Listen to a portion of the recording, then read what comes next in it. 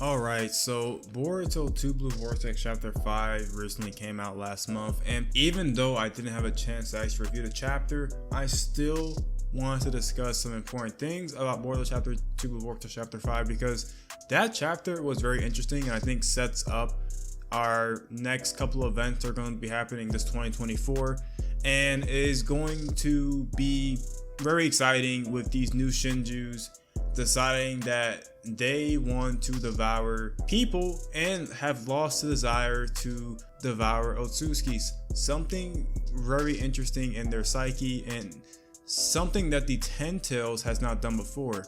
I mean, remember when the whole discussion started popping up about these Shinju was, hey, they're not aiming for the Otsutsuki's anymore and they're now trying to eat people, which is weird, right? We saw them start to attack people and civilians and turning them into trees, and now these people stuck in trees are the physical embodiments of some of these Shinju, and they have taken their abilities, taken their clothes and things of that nature. So it's interesting to hear these Shinju as they evolve, as they get smarter, saying, wait a second, there's no reason for us to try to cultivate the divine tree and eat no Otsutsuki.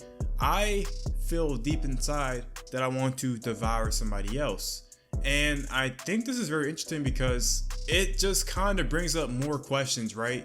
Why even in the first place do the Otsutsuki need to be eaten by a divine tree? Like, why does the Ten Tails have that innate nature? Why is that something that it needs to do? Are the Ten Tails sort of how the Otsutsuki originated? Was there some sort of thing to where a person of a clan ate that divine tree and then this whole chain started? It's very confusing and really just leaves us more questions than answers. But I have a feeling we're gonna get the true nature of the Otsutsuki clan and how that sort of correlates to the Ten Tails, right? Because there's a couple of things where we're getting the facts and some of the stuff does not line up. I mean, we have a divine tree that was here on Earth when Kaguya and Ishiki came. A couple of things people are wondering is, where did this divine tree come from and why was it there for so long with nothing happening? And you know, some of the ideas is that this could have been the first two Otsutsuki that came to Earth that are on that mural where the Ten Tails is being held and had their things crossed out, and something possibly could happen between them too, like a conflict or something that may have disrupted the chain and disrupted the Otsutsuki ritual and process of cultivating the divine tree and eating the chakra fruit, and could have started a chain of events to where Kaguya and Ishiki then came to Earth and were sent to eat the chakra fruit. But we all know what happened with that, and that was again disrupted. So kind of leaves me thinking that's going to be somewhere along the lines of what's going to happen here is we're going to get more information about that first divine tree that was already on Earth and how that's developed to where we are now. But getting back to our Shinju, it's very interesting, right? Because we're seeing these new matches that are going to take place. We have Jura, the leader, and stating that I want to devour Naruto Uzumaki. Weird, right? There's a couple of things that stuck out to me. One, does Jura know that Naruto's alive? If he knows that Naruto is alive and well, does he know where Naruto's at? And if he knows where Naruto's at, that makes this a lot worse because I have a couple of ideas of who Jura could actually be. You know, obvious one is either Jigen or Ishiki, and that being the reincarnation of one of those two, or it could be the actual Ten Tails and it just took on Jigen / Ishiki's form, since that was sort of the person that saw all the time. It was kind of familiar with them. And I'm thinking if it's either of those two, then they could possibly have access to Kawaki, as I mentioned, and get Naruto from there. And I think that the introduction of Jura wanting to take on Naruto is going to lead into interesting fights because we may possibly see Jura versus Kawaki or Jura versus Kawaki and Boruto. And that could be very exciting as we're going to finally see what the power level of the Shinju are and really who's the strongest on top. I mean, Jura could eventually start taking in some of the other Shinju and absorbing their powers and getting stronger. I mean, the possibilities are endless. And if he does that, he's going to be even crazier to handle. We don't have a single idea of what any of these Shinju can do.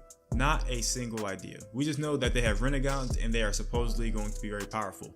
Look at what the Claw Grind built for Renegon to Kawaki. Caught him off guard and had his face in the dirt. I mean, think about what these Shinju are capable of. These things may be even worse than we originally thought of in the first place. You know, we already know Boruto's up there in strength, able to handle these Claw Grinds without an issue. Kawaki maybe not paying the most attention, getting caught off guard, but you know, let's see how Jura faces off against some of the least best, and that'll kind of give us a good viewpoint to where to go from there. And let's just talk about the other Shinjus as well. So I don't recall their names because there was a couple of them, but the Bug Shinju is now going to go after Ada. Turns out that he can actually sense that Ada is watching him and looks her dead, and I guess the eye or whatever he was looking at, and tells her that I want to devour Ada. And Ada seemed very shaken. I mean, we've never seen Ada this shaken before. I mean, she seems pretty confident most of the times. She has her brother there with her, but I think this might be one of the times where Ada and Damon may need to be careful, because if you remember, Damon's ability, I believe, can only reflect abilities when he's touching somebody. What happens when he's not able to do that, right? Damon could actually be in serious trouble if the Shinju are a dangerous threat. There's also Muegi, and turns out that she was actually captured in a tree saving some villagers, and seems like she wants to take over Konohamaru. And this one's gonna be interesting because we all know Konohamaru has not been the strongest ninja in the series. I mean, he's been taking some L's, man. So I gotta see this one go down, because she apparently has wood style and is able to utilize that. So I think this one will be very interesting. I think it'll most likely be like Konohamaru plus Team 10. I believe that's the team they're on, going against this one. And we also have Sasuke. And the Sasuke clone seems to have some sort of inner turmoil going on, really asking, what are we? And I think he's going to be the one clone that sort of rebels against the rest of them. Kind of Sasuke-esque. It seems like these clones not only got their powers and abilities, but also some of their emotions, because this Sasuke clone is really introspecting in the corner, thinking hard and long about what is life's purpose. Literally a perfect Sasuke clone. And this one wants to devour Sarada, so seems like they're all going after something that's close to them. And I'm gonna make a video talking about the possibility of, you know, the Sarada and Sasuke fight and how that's going to pan out. With Sasuke fighting Sarada, this could be very monumental for her character, and I really hope they don't mess this up, because this could be something great and could possibly lead to her my Genko Sharingan being shown again, or even further evolved. That is kind of the enemies that we are facing right now for Boruto chapter 6 and going forward. Extremely powerful. I'm really worried about Jura and what that's going to entail, and kind of how that impacts Naruto. But once Naruto gets free, I think that it's going to be even more serious, because the stakes are a lot higher, and now someone else wants to go after Naruto and devour him. So yeah, let me know what you guys think about this chapter in general, and the Shinjus and who they want to devour, and also how do you think the Otsutsukis sort of developed and, you know, started cultivating the divine tree, and what their real purpose is. Anyways, hope you guys did enjoy. Make sure to leave a like, comment, and subscribe, and I'll see you guys later. Peace.